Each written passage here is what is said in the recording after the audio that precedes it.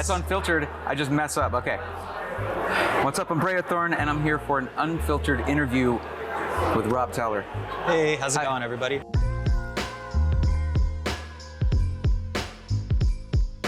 And in some ways, perhaps it's not too surprising that this case does interesting and creative things with its design. The designer behind it, Rob Teller, doing a lot of the work, formerly worked at NZXT during its early glory days with the S340, the original S340.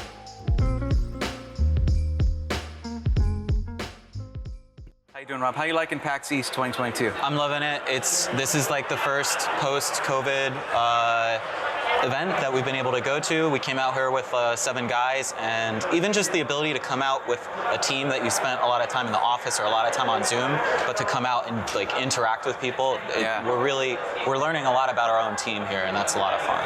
Absolutely. For those who don't know, Rob is a well-known name in design in the PC industry. And tell us a little bit about your background. Yeah, so I've been a part of the industry in some capacity since I was 14. It kind of started when I joined NZXT's forums after I bought their NZXT Lexa case. I was building my first computer. And I just, got really addicted to the community and the people. And, you go deep into that abyss of like, oh, you could do this case and then you could build it this way. And that sort of like spawned me into getting like deeper into computer building through high school. Flash forward, 21, I ended up moving to LA. I joined NZXT part-time, 2 days a week. I was the assistant case PM, go to 3 days a week, go full-time, become case PM, become cooling PM, become accessory PM. I parlayed that and I ended up going to Asetek, where I kind of did a bit of a switch, and I was doing account management, sales, and marketing. And from there, I did a stint at Alienware, Dell, doing roadmap planning. Took a little bit of break, started my own cannabis paraphernalia company, and then did that for a while, and I had the opportunity to go over to iBuyPower and start HYTE, and we have the freedom to make whatever we think is like going to be amazing, and that's why I'm here, and that's why I'm HYTE right now, because it's awesome.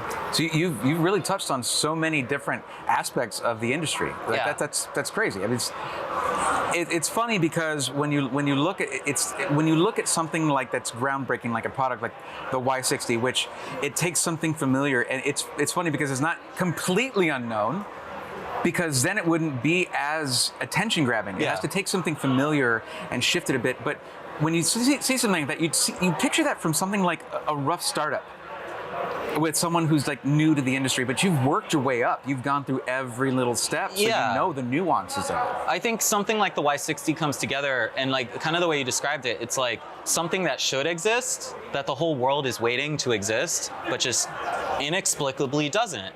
And you and your team look at that and you start wondering, like, why doesn't this exist? Is it for a good reason, or is it just because no one has attempted that yet? And so that's kind of my goal with product development, is to look at what should exist, what do I wish existed, and then go ask those questions like, is there a good reason why this thing doesn't exist? Is there like a pragmatic reason? And more often than not, you find it's like no one tried. No one wanted to take the risk. No one wanted to spend the money. And then also what happens is over time, the customer's expectations get higher. And they want a higher fidelity experience with it. So if you were to make like a Y60 10 years ago, it would have been more expensive, and the reception, the customer's consciousness wouldn't even be at the level to appreciate something like that. So it's like you're trying to reflect the contemporary idea of what a computer could be, and sort of break down anything artificial that's standing away and what should be a modern contemporary concept. Right. So it's like taking the current zeitgeist, right? Yeah. Like, and you're taking what people are looking for and finding in multiple places and bringing it into one. And it makes something special. Yeah, right. You really want to pull from multiple different sources, because you get this sort of orchestra effect. If you were just a case guy and you spent your entire life making cases, you're only going to look at things from a case experience. But the customer is not buying a case; they're buying a system, and they're not even really buying a system. They're trying to buy a gaming experience. Right. And so you want to be able to pull in all the accoutrement that goes along with that. And so, like for me personally, I had mentioned, like, I have a cannabis startup, and I look at, like, so what are the other things people are doing when they're on their system? You're listening to music, you're playing a game, and you might be smoking on something, and all that contributes to an experience. Right. And you don't want to think about these things in abstracts. And it might not be politically correct to sort of talk about the sort of gray market stuff that people do, but if you deny that, you are artificially handcuffing yourself from creating a broader spectrum experience the customer will really enjoy.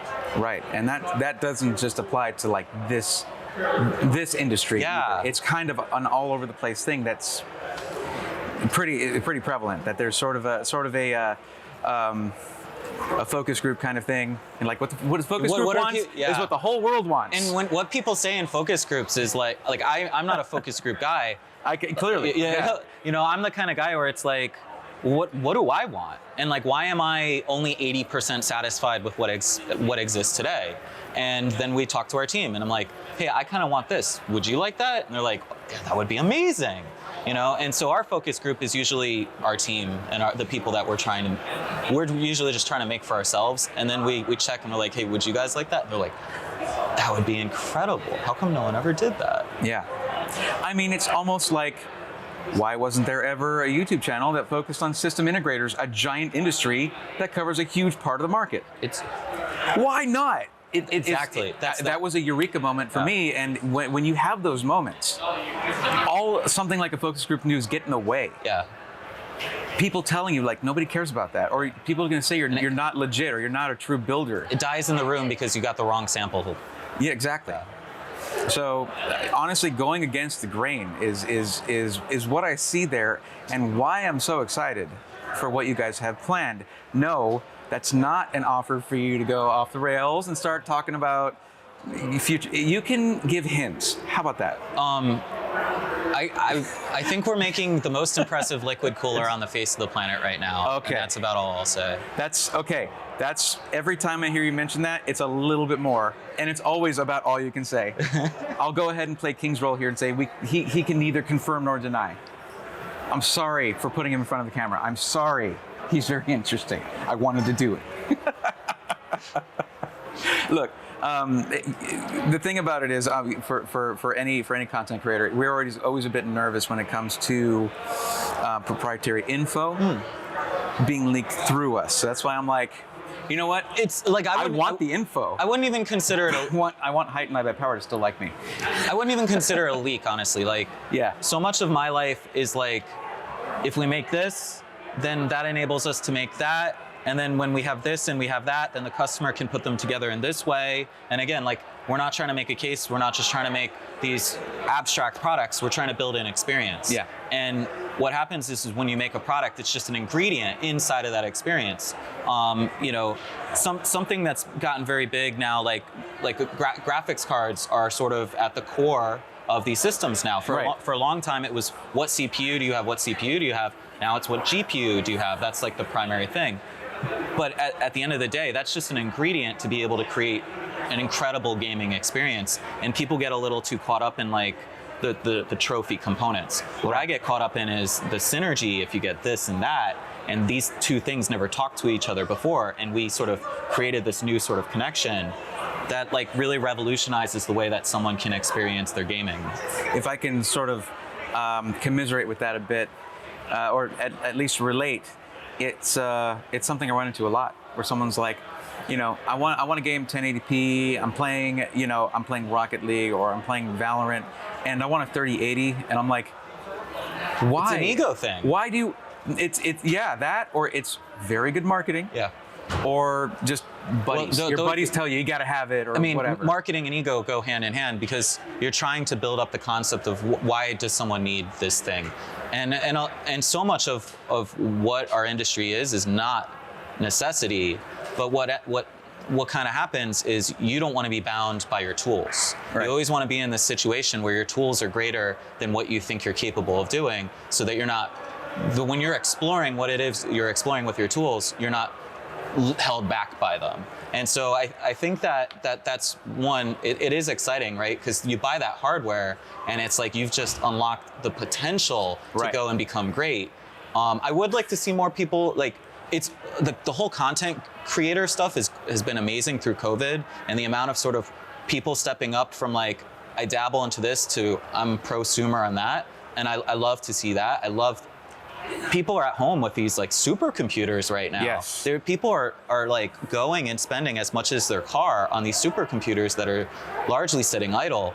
And I would love to see more people get into the creation of stuff that they could have never created without their supercomputers. And I love that has really stepped up through this COVID thing. I always say, and of course, myself and Blaston, we talk about this, that every streamer, if they want to grow, because the whole reason that I have a YouTube channel is because some, Zach Morris looking dude, Harris Heller, he's awesome, I'm sorry, you don't look that much like Zach Morris, maybe grown up a bit, said if you want to grow on Twitch, you need to start a YouTube channel and make don't just make highlights and this and that. And I would encourage, and I do encourage, every streamer who actually does want to grow and isn't just doing it for fun, because there's nothing wrong with just doing it for fun, and you're not obligated to do anything else. I think you got to jump around, right? Yeah. Like there's diversity is huge, and getting those diverse perspectives. If you're only making for Twitch, you're sort of only chasing the Twitch checkboxes.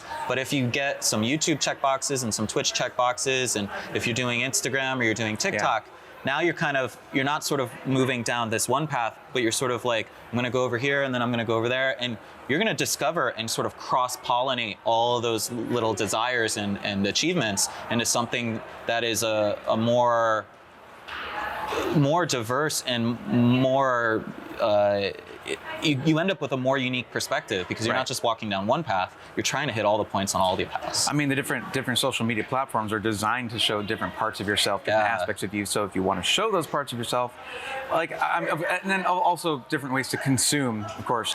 I keep getting pushed to TikTok, and I don't have I the think mindset. it's scary. I think TikTok's scary because of how quickly the fall is into it. Like, you get followers quickly, you consume on it a lot. I personally don't open TikTok a lot, but I'm on Instagram a lot. But when I open up TikTok, I'm like, this is different stuff. Yeah. And this is different viewpoints, and it's different lengths, and there's different types of music and different sort of viewpoints, and I can deeply appreciate that. Like, I think we're sort of coming into this era on social. I love that this went into sort of social discussion because you have all this metaverse stuff, you have all this other sort of alternate reality. It's like channels on a television that up until the 90s we're all living in the physical world, or better, you started out with print culture, and then that became sort of audio culture with radio, and then radio became television, and then television became cable television, and then that became the internet, and now you have all these different sort of pipelines.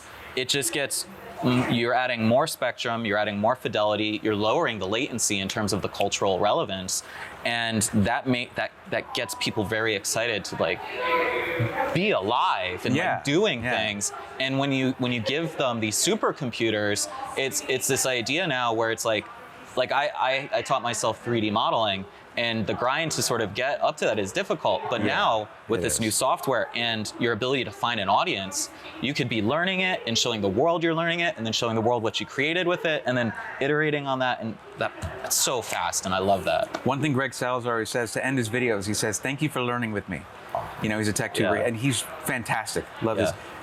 Watch Fix or Flop if you want to learn troubleshooting. Like, the dude's very humble but very good. But he says, "Thank you for learning with me." It's not an assumption that someone knows everything and is teaching. It's like, let's explore this together. And honestly, there needs to be more of that sort of attitude rather than like sort of lecturing. Yeah. I sometimes get into lecture mode personally. Oh, I need to stop. Anyone who personally and intimately knows me, I'm like the lecturer of my friends, and I've been trying more to be a little bit more passive about that type of advice. It's fun when you're the one doing it, but then when you are rewatching it, you're like, maybe I should get a little softer with that. I have to remember that I can only have between my mouth and my ears, I can only have one open at a time. Yeah, I need to close this one sometimes. If you're talking, you're not listening. Right. Yeah. I'm sorry. What? Sorry. Okay. So let's. That was a wonderful tangent. I loved it. But one thing that's been burning on my mind is something that I would freak out about because I don't know him personally. Sure. But let's talk about Gamers Nexus, the Gamers Nexus review, because there were plenty of fantastic reviews on the Y60, which has to be gratifying. Yeah. But when it comes to case reviews, Yeah. we know who everyone's waiting for. Everyone is waiting for Gamers Nexus. Gamers Nexus. Sure. They are the most thorough, brutal, unforgiving, and it's great for the industry in a way. You know, it'd be a kick in the pants if you're not doing what you should. But having heard all the positive reviews, except that one guy who put like a blower card in there instead of a normal one, and it was like, don't do that with the no. I mean, before you even get onto that, I think my biggest issue with even a lot of reviewers for cases is they're still using air coolers for a lot of the test benches, and I understand why they do it. It's this idea that you can basically take a whole system out and put it into another case, and it's super quick. But I'm always about like, you got to be doing it the way the folks at home are doing it, and that's Right. people Liquid are not cooling is at least doing an AIO, and especially the way that we are designing cases is with the assumption that you're using an AIO. Like, even though it's a dual chamber case and it's kind of thick, we did not design it to fit. Like, you can't fit a NOC to a D15 in there, because we are presuming that the majority of the customer base, and that's who we're aiming for 95% of the audience. We're not aiming for that 1%er who wants to do that one crazy build. I would like to see people start to go into more liquid tooling. Right. I know we went on a little tangent with the Gamers Nexus thing, but right. So okay, and honestly, I agree. Whenever I see a side intake only case for your front intake, but it's on the side, I think not really ideal for air cooling. Air cooling, I like a wind tunnel effect. Yeah. You know, it's got but with liquid cooling, it's totally different. And I mean, you guys are pretty clear about that. You're clear about that. Hey, this case is pretty much for liquid cooling. So you kind of have to keep that in mind. But of course, for them, the list of cases they would have to retest. And it makes sense, and it's a bit unreasonable to say, hey, start it all over because we want you to do liquid cooling. And that's before you even talk about like the theory behind it. Like, they want to be objectively the same as much as possible, and I get that. Yep. It's a bit of a different conceptual approach. Right, and of course there are some cases that just don't count. Whenever they do an SFF case, it's like, well, this has we don't have charts. We're just comparing it to itself, and it's honestly when you create an aura of being an authority on something, and they certainly have earned that. Yeah. That's a lot of pressure to be as right as you can. There's never guarantees, right? There's always something that can be missed, but they do their damnedest to not miss anything.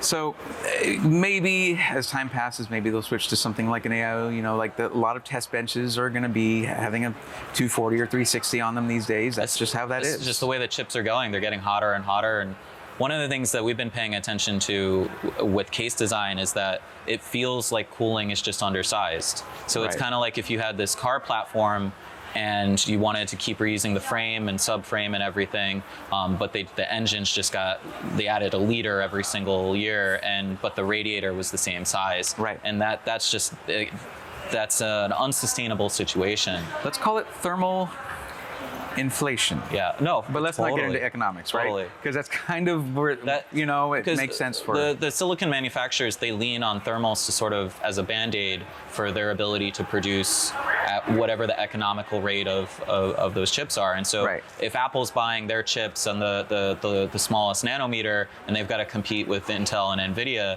and the price on that is untenable for them to go down to the next size, well, then they just have to turn up the TDP a little bit to stay competitive, and then the cooling has to come and be the band-aid. More power, baby. More power. Well, so the most interesting thing to me, though, the departure from the norm for their reviews was to say, we had issue with some of their thermal qualities. We liked it anyway. Yeah. And that, I think, is that must be incredibly confusing. It's confusing to people, but incredibly gratifying. Because, okay, look, I think the ideal that they're going for has been achieved already. Mm-hmm. It's just mesh and air, and bam, there you go. But if that's the ideal, is that what everyone should manufacture? No. No way, there's no innovation then. So what you're doing is you're saying, hey, you can still achieve plenty of cooling in this. I mean, Justin Roby, he put a 3090 Strix in there. Well, first 73 degrees, right? First we put the fish tank in there, and then he built. Right. Must mention the fish tank, because that was just a culmination of the in-office memes, which spread to worldwide memes, of course. And I mean, I'm sure y'all were just kicking that one around for a long time. You know, sorry, we're going on a lot of tangents, but like the fish tank thing, like is it's an existential sort of thought, right? Is like how many people, even here at PAX, they come up, it looks like a fish tank, it looks like a fish, people who don't even know the meme. And you get to thinking like, why is that the cultural touchstone? And it's up until now, you've never seen the inside of your computer from the front before. It's just not been possible. Not so clearly. Yeah. There's always something in the way telling you this is what you're viewing it through. View it from the side. Right. And so your computer, up until now, you've only seen the inside from 2 dimensions, the side. And you know, if you think about sort of how the brain works and how it sort of makes these nostalgic connections, this looks like that, that looks like this, you make these sort of jumps. I love that no one's saying the Y60 looks like this other case. They have to go to a completely different thing. People love fish tanks are a thing. And so to kind of now get back to what you were saying with Gamers Nexus, and that even though like we're not at the top of the thermal chart, but he still loved it, was because we did something different. Absolutely. And that a case is like, to keep going back to the car metaphor, if you wanted to just build something that had like straight ram air, cold air intake with like no catalytic converter, no mufflers, and it's just cold air going in, popping and coming out as hot air. Okay, do you want to drive that every day? Yeah. Would your wife let you put that in the living room? Like there are all these aspects to computers, and especially, I mean, the case is basically the outer personification of what that power ends up being. It's the first impression. Yeah, and so, you know, I'm of the mindset right now that we're getting into this era where like AMD came back to the table and started to really push Intel, and now you're getting incredible i5s. So it's not so much about building the most powerful computer, but it's about building a computer that you like most love. And that comes down to aesthetics, functionality, the ability to upgrade, the ability to get in and out, the ability to personalize and make your own. And so it's not just performance, but it's like a luxury aspect, right? Biggest engine, you know. People are buying crossovers because life is really uncertain and you're not sure how you're going to use it, but you want that flexibility and you want to feel comfortable and you want to feel the power when you want it. And so there's a lot of nuance that, you know, we're an industry where like a lot of I would say that at any given time, half of our industry just built their first computer. Like that is the pace that the industry is growing. And so when you just want to commiserate and communicate and be a part of the discussion, there are some like 3 things you can just say, and that's like, oh, I'm talking CPU, GPU, motherboard, or CPU, GPU case. Like, but okay, so what storage are you using, and how much storage, and what speed, and do you need to eject it, and what power supply? Do you have modular cables? Did you replace your whole cables with modular sleeve cables? Right. What fans do you have? What liquid cooler do you have? The details. Yeah, and then now what's really, this is the thing I'm really loving with the Y60. It wasn't completely planned, but like I've got my radiator speed set to my GPU temperature. And so like my CPU is always pretty much okay. I have like an overbuilt CPU, and so it's never dogging it. But the airflow and the way the Y60 works is it's injecting cold air through the radiator, so it's cooling the GPU. It's that crosstalk and that sort of logistics that smarts that's just not there yet. And so I'm so excited. Like a lot of what we're working on, and I mentioned that liquid cooler earlier, is like in the Windows PC world, it's like, yeah, we have ATX spec and everything clicks together, but nothing talks to each other. And it drives me crazy. Right. And so, but in the Apple world, my Apple Watch talks to my AirPods, talks to my iPhone, talks to my iPad. If I copy a link on my MacBook, it's on my iPhone. We have none of that in the Windows architecture. It's a 3-story Apple store here. You might like it. 3 stories. Apple store. You check it out. Right by Gordon Ramsay's restaurant. I'm gonna be there. I'm definitely checking that out before we fly back to LA. I thought you might want to know that. And and you're right, nothing talks to each other. Yeah. And Windows is bleeding users on the luxury side, right? Like if anyone wants a luxury computing experience, Windows is not like the first suggestion. Are we good? Oh, okay. Sorry. Go on. No problem. Windows is not the first suggestion. Windows is the suggestion when you're like, oh, don't waste money on Apple, or oh, you need more power to this. But we have the user base that wants to be spending money on better experiences, and the hardware companies they're not putting out something that is luxurious. I mean, if you look at standardization, we have a decent, like ATX standardization, fitment, right? Let's not talk to. I mean, of course, some OEMs don't really care about that, but when it comes to system integrators, that's why I push people towards system integrators because of that, because of the interchangeability. But when it comes to the actual operating system and what ties into it, is that what you're talking about with the cooler? And what is it? The new power supply spec with the 12-pin and the additional 4 pins, I think, on it, that are supposed to communicate. Be able to give those bursts of power and be more efficient. And that's cool and all, and that's being driven from like state level regulations. But Windows is this sort of like Windows works as this sort of bare bones, and then you install software on top of that to sort of expand it. Right. And you've had guys like Corsair, Razer, and NZXT come out with software suites. But beyond just being able to independently control the things, it doesn't seem like their own stuff talks to each other, much less be able to talk from one company to the other company, other than maybe like RGB, and even then it's not a terribly enthralling experience. Right. And so for me, like, I would like all of my things to be able to feel like they were designed to work together, and that seems like a new concept still. But it also seems like it shouldn't be too much to ask. No, especially when this is something like to go back to the Apple thing, is everything like more than the sum of its parts. And so, if I buy one Apple product, I'm rewarded to buy a second Apple product. And then I'm a little bit punished if I don't buy the other Apple product, right? Because if I had gone and gotten it, they would have been able to do the secret sauce stuff in it. There's nothing like that going on in the Windows architecture right now. I mean, it's a pros and cons to that. They use it to lock you in. Yeah.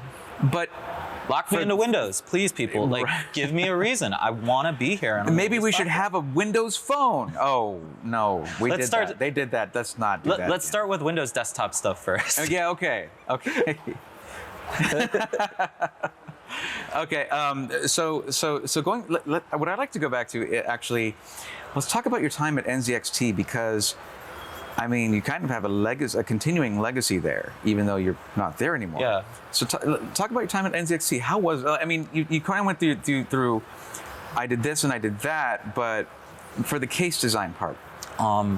It's like a very, like, that was my college degree. Like, I was supposed to go to community college, and I had like one college class that I had signed up for, and I was like 5 minutes late, and they're like, you have to come back to the next class. And the next day I started at NZXT, like in class, and in person. I never went back to school. And so Johnny Ho, the founder and owner of NZXT, like I met him when I was 14, and I think he was like 20, 21 then, and like incredible person. Like, knowing him and meeting him, like it makes you feel like you could create things. Like that was the pivotal moment in my life, that formative change of like, I not only would it be cool if this thing existed, but like Johnny taught me that sort of power of like, well, we can make that.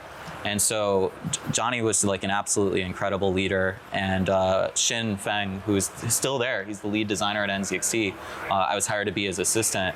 And so, like Shin being the designer, I'm not like a design designer. I'm like a roadmap architect designer. Right. I got to figure out how to be like the complementary PM to his design sense. And so I'd be like, wouldn't it be cool if you did this? And then he'd be like, yeah, check this out. And then I'm like, oh, we can make this. And that NZXT was such a small team back when I was there. Like you felt like you were this agile ninja sort of organization. And back then we were running laps on like when I got there, it was like, we need to buy this Antec case and this Cooler Master case so that we could see how it's competitive. And now it's like laughable, because you looked at them back then as like top shit, like these are the guys to beat. Yeah. And now you look back and it's like they were asleep at the wheel, and we wanted it so much more bad. And so, you know, now NZXT's grown into this massive organization, and they're just doing things on a level that it's funny, like the Antec still hasn't woken up and Cooler Master still hasn't woken up,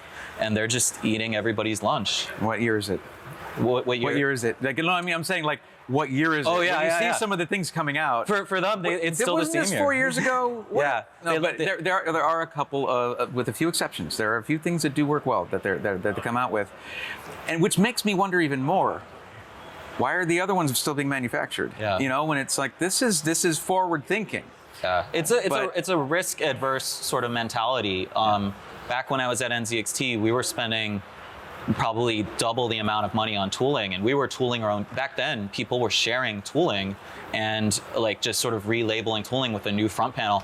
And with like the Switch 810, that was a big one for us, where we were like hundreds of thousands of dollars more than the competition on those investments, where those guys were just like, they weren't ready to spend that money. I know there were some of our competitors, the owners were buying Lamborghinis and Ferraris. Johnny Ho owned a Prius for like the entire time I worked at NZXT, and it just shows like the amount of commitment to trying to actually make innovation and doing really exciting things. Right, and the risk taking. It's a risk. Yeah, putting yourself out there. Yeah, but yeah, I see where you're getting at. It can be frustrating when it seems like a company stagnates, and I mean, it's actually. I mean, it has been said that like. As I know you have a lot of respect for the people over there, but that they still sort of carried forward some of those designs and haven't really innovated from that. But of course, there's a thought that like, if it ain't broke, don't fix it. So they put some holes in the front and they said, well, here's the new one. I think their focus has been more horizontals, right? So, you know, they've got the Kraken is an amazing liquid cooler platform. I think they're the #1 selling AIO right now. That's what I have. You know, power supplies have been like notoriously difficult to like break into. They're so low margin. EVGA and Corsair are basically duking it out. And I know NZXT is trying to do that.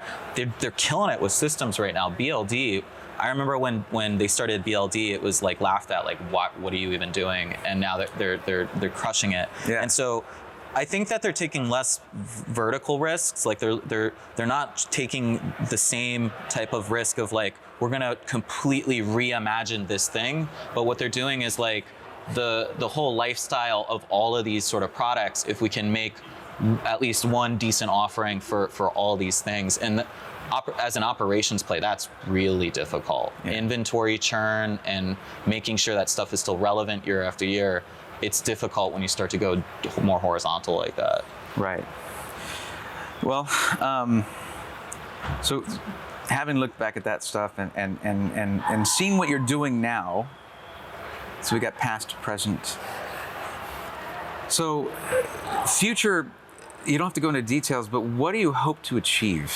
What do you hope to achieve with HYTE? I mean, do you want someone to be able to say this is a HYTE system from top to bottom? Is that a goal?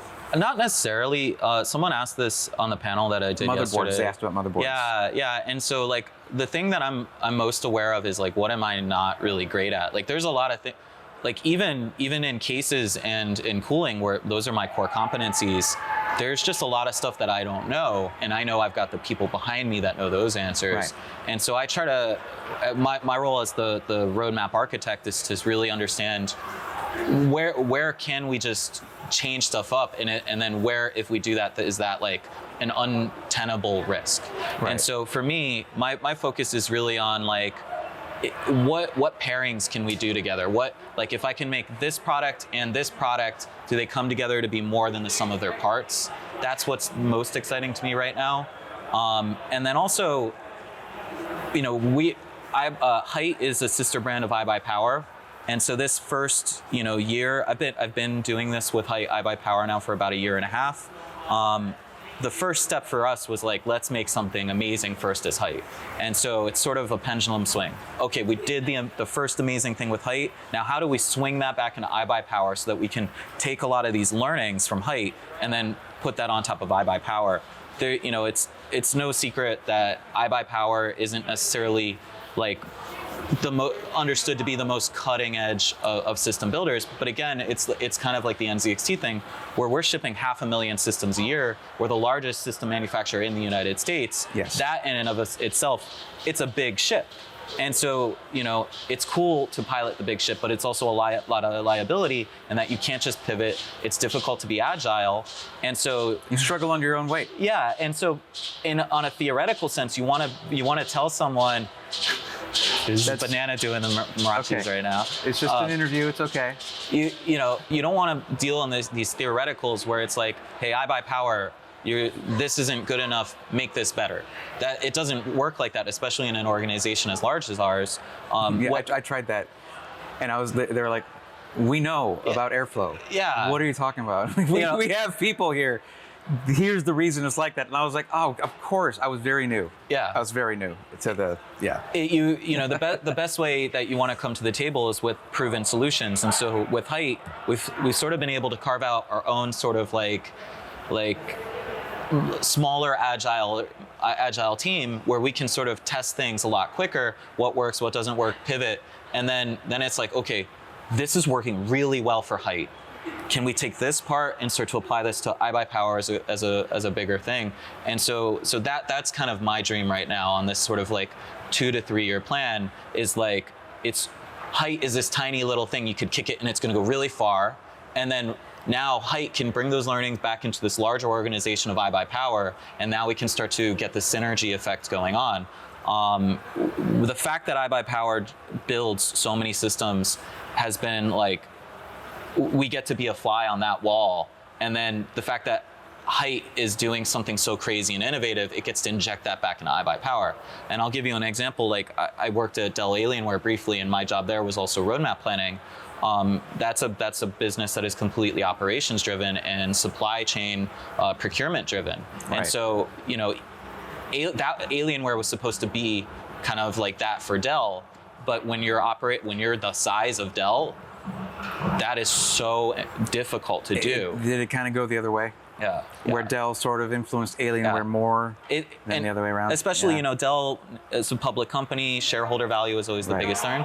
The best thing that I would say that iBuyPower has going for it is it's entirely private. The people who own the business were there from day one. They've been doing this since like 1990. And because, now we've known myself and the owners of iBuyPower know each other, there's a trust in between the gaps of communication, where it's not just like, hey, I don't understand why you're doing this thing, don't do that. It's like, okay, we've known each other long enough, this seems kind of crazy, but like, we got it. And so the amount of freedom to try and fail, and then try again, and then win, and then be able to take, I can't say enough positive things about the leadership that we have at iBuyPower and HYTE, and like just to try to be different. It's exciting.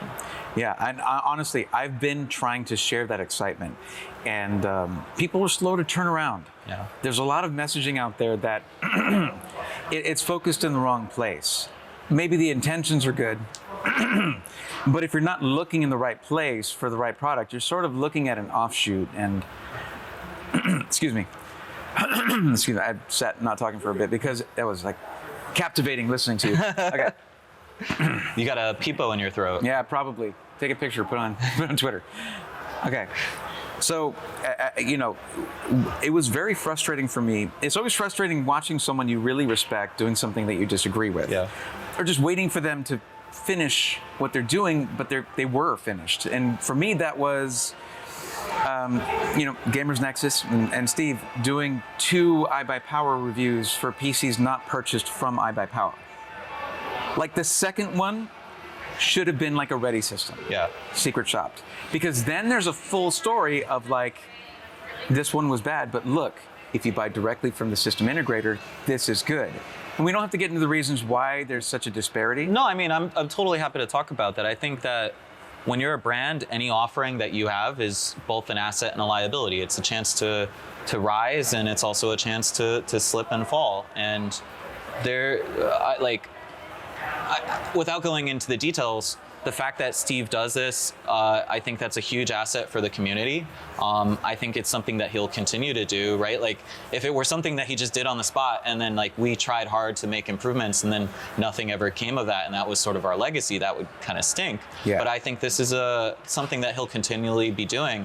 And I know internally, that's something that we want to be working very hard to improve.